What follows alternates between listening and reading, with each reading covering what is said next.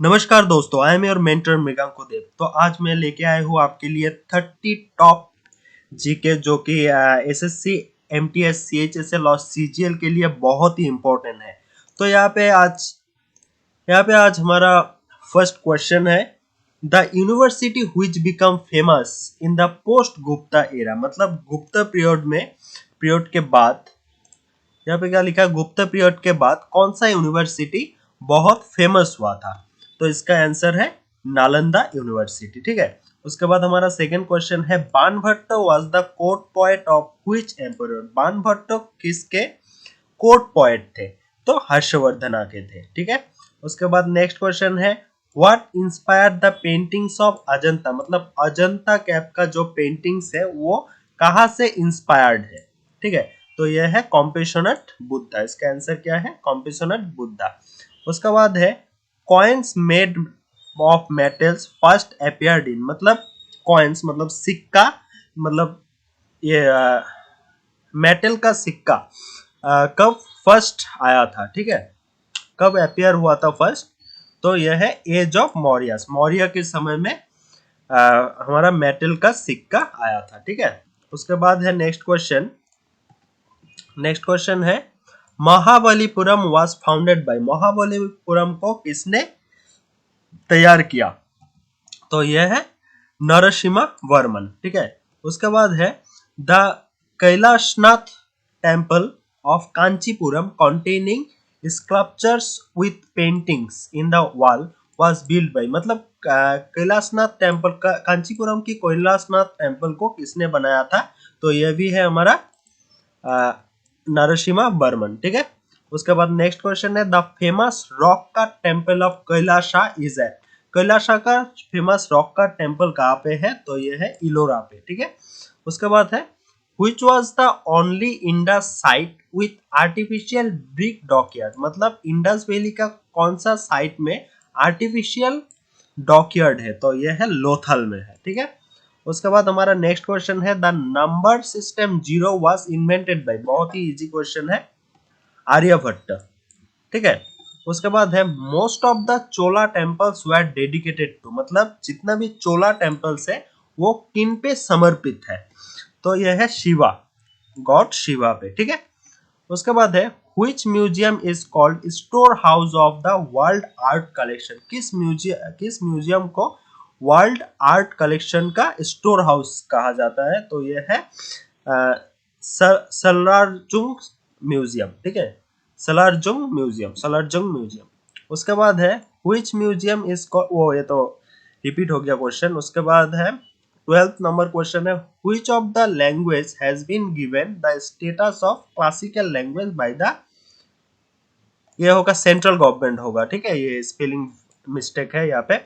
तो किस लैंग्वेज को क्लासिकल लैंग्वेज का दर्जा दिया गया है? तो ये है तमिल लैंग्वेज। ठीक है। उसके बाद है, Rath Yatra at Puri is celebrated in the honour of. Rath Yatra किन भगवान के लिए मनाया जाता है? तो ये है लॉर्ड जगन्नाथ। ठीक है। उसके बाद है, in which state Pongal festival is celebrated. Pongal festival किस स्टेट में मनाया जाता है? तो यह है तमिलनाडु। उसके बाद है, पपेटी is a festival of which community. पपेटी किस कम्युनिटी का फेस्टिवल है? तो यह है पारसी लोगों का। ठीक है। उसके बाद है, which city was given as guru dakshina by the Pandavs to the guru Dronacharya. तो गुरु द्रोणाचार्य को पांडवों ने किस सिटी को एज ए गुरु दक्षिणा दिया था? तो यह है गुड़गांव। उसके बाद है, Jallikattu is associated with which Indian festival. तो जालीकट्टू किस इंडियन फेस्टिवल के साथ एसोसिएट है? तो यह है पोंगल फेस्टिवल। और पोंगल फेस्टिवल कहाँ पे मनाया जाता है? तमिलनाडु पे। ठीक है। और यह है, Konkani is the official language of which state. Konkani किस स्टेट का ऑफिशियल लैंग्वेज है? तो यह है दमन दीव का। ठीक है। तो 19 नंबर क्वेश्चन है, Bihu is the folk dance of which state. Assam. ठीक है, और मैं भी असम से ही हूँ। तो Bihu is the folk dance of Assam. उसके बाद है, all souls day is a dash festival. मतलब ऑल सोल्स डे ये किस कम्युनिटी का फेस्टिवल है? तो क्रिश्चियन लोगों का फेस्टिवल है। ठीक है। तो वह, how does the constitution of India describe India as. मतलब कॉन्स्टिट्यूशन, हमारे कॉन्स्टिट्यूशन में इंडिया को किस तरीके से डिस्क्राइब किया गया है कि ए यूनियन ऑफ स्टेट मतलब राज्य का समूह, मतलब बहुत राज्य मिलके हमारा देश बना है, ठीक है ना। उसके बाद है the constitution of India is adopted on, हमारे देश की कॉन्स्टिट्यूशन को कब एडॉप्ट किया गया है, तो यह है 26 नवंबर 1949 को, ठीक है। उसके बाद है how many articles are there in the Indian constitution, Indian constitution में कितना आर्टिकल है, 448, ठीक है। उसके बाद है first country to make constitution is, किस कंट्री ने पहला अपना कॉन्स्टिट्यूशन बनाया, तो है यूएसए। उसके बाद है Indian constitution contains how many parts, हमारा कॉन्स्टिट्यूशन में, इंडियन कॉन्स्टिट्यूशन में कितना पार्ट्स है, तो यहाँ पे 25 पार्ट्स है, ठीक है। उसके बाद है in Indian constitution the method of election of president has been, ये हैज होगा, हाँ वो ये हैज ही है, मतलब यहाँ पे यहाँ पे गैप आ गया, ठीक है। Has been taken from which country, मतलब हमारा प्रेसिडेंट जो इलेक्ट होता है, तो ये प्रेसिडेंट इलेक्ट होने का जो मेथड है ये किस कंट्री से हमने लिया, तो ये है आयरलैंड से, ठीक है। उसके बाद है the concept of sovereign parliament originated in, sovereign parliament का ओरिजिनेशन कहाँ पे हुआ था, तो ये हुआ था इंग्लैंड में, ठीक है। उसके बाद है who considered as the architect of Indian constitution, Indian constitution का आर्किटेक्ट किसे कहा जाता है, तो यह है बी.आर. अम्बेडकर जी को। उसके बाद है the concurrent list of India adopted from which country, यहाँ पे भी एडॉप्टेड स्पेलिंग भूल हुआ, ठीक है, यहाँ पे भी गलत है एडॉप्टेड स्पेलिंग, ठीक है। The concurrent list of India is adopt, Indian constitution होगा यहाँ पे, Indian constitution is adopted from which country, तो यह है ऑस्ट्रेलिया से।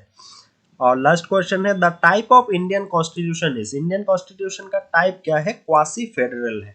तो ये था हमारा last question, thanks for watching. और ऐसा टॉप 30 क्वेश्चन आता रहेगा हमारे इस चैनल में, तो सब्सक्राइब कर देना, एसएससी के लिए बहुत ही फायदा होगा, और रेलवे के लिए भी आप लोग जो प्रिपरेशन कर रहे हो तो उन लोगों के लिए भी बहुत फायदा होगा। तो आप लोग सब्सक्राइब कर लीजिए इस चैनल को। और मतलब टॉप 30 नहीं, टॉप 20 क्वेश्चन हम लाएंगे, क्योंकि टॉप 30 में थोड़ा मतलब दिक्कत हो जाता है इतना क्वेश्चन बनाना, मुझे भी टाइम का थोड़ा मतलब शॉर्टेज है। तो thanks for watching, have a nice day, shining of.